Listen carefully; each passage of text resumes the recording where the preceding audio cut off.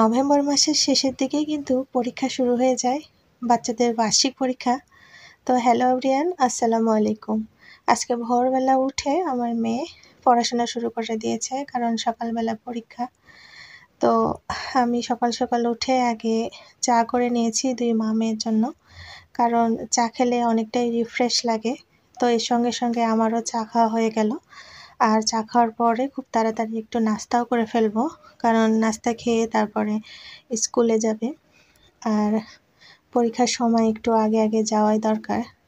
আর প্রথম দিন হলে তো আরও বেশি, কারণ সিট খুঁজতে হয়, এইসব কারণে একটু আগে যাওয়াই ভালো। তো আমি একটু তাড়াতাড়ি করে রুটিটা তৈরি করে নিচ্ছি। আর এদিকে রুটিটা হয়ে যাচ্ছে, আর অন্য পাশে ভাবতেছি যে একটু সুজি তৈরি করে নিই। তো ঝটপটের মধ্যে আমার কাছে মনে হয় সুজি তৈরি করে নেওয়া সবচাইতে সহজ। তো একটু ঘি দিয়ে আমি সুজিগুলো এরকম লালচে করে ভেজে নিয়ে তারপরে এই পাশে দুধটা ঘন করতে দিয়েছিলাম। দুধটা ঘন করে নিয়ে এখন সুজি ভাজা হয়ে গেলে দুধটা এর মধ্যে দিয়ে দেব।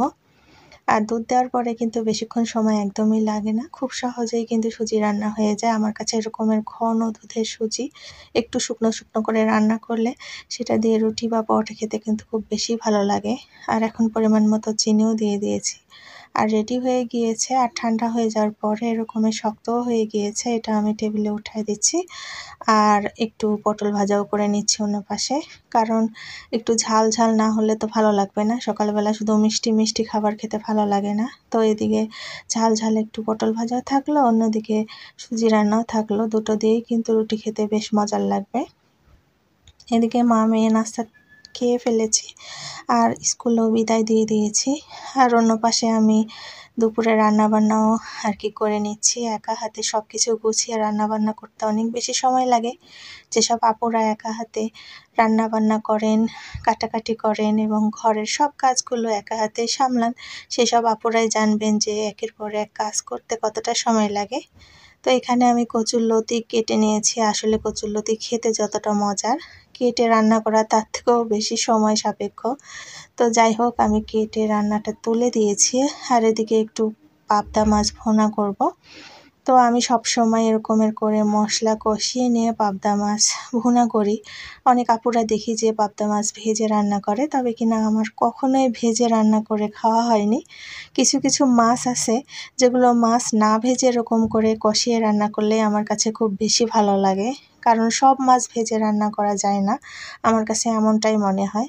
যাই হোক, এইভাবে করে মশলা ভুনা করে পাবদা মাছ দিয়ে তারপরে একটু কষিয়ে নিয়ে আমি একটু ঝোলের জন্য গরম পানি ব্যবহার করব। আর এতে করে কিন্তু মাছের ঝোলটা খেতে বেশ ভালোই লাগে। খুব বেশি একদম ভুনা ভুনা করব না, আবার বেশি ঝোলও রাখবো না, একটু এরকমের করে আর কি নামিয়ে রাখবো। তো এখন ঝোলের জন্য পানিও দিয়ে দিয়েছি, আর মাছ হতে একদম সময় লাগে না, এখন ফুটে উঠবে। আর কিছুক্ষণ দমে রাখলে কিন্তু মাছ রান্নাটা আমার কমপ্লিট হয়ে যাবে। আর অন্য পাশে এইদিকে কচুরলতি থেকে বেশ ভালোই পানি বের হয়েছে।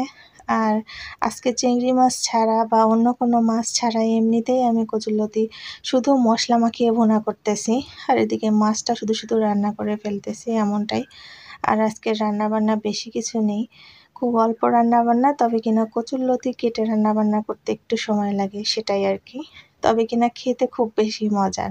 যারা যারা এই রান্না পছন্দ করেন তাদের কাছে অবশ্যই ভালো লাগবে। এছাড়াও কিন্তু কচুরলতিতে প্রচুর পরিমাণের আয়রন রয়েছে, যেটা কিনা মেয়েদের জন্য অনেক বেশি ভালো।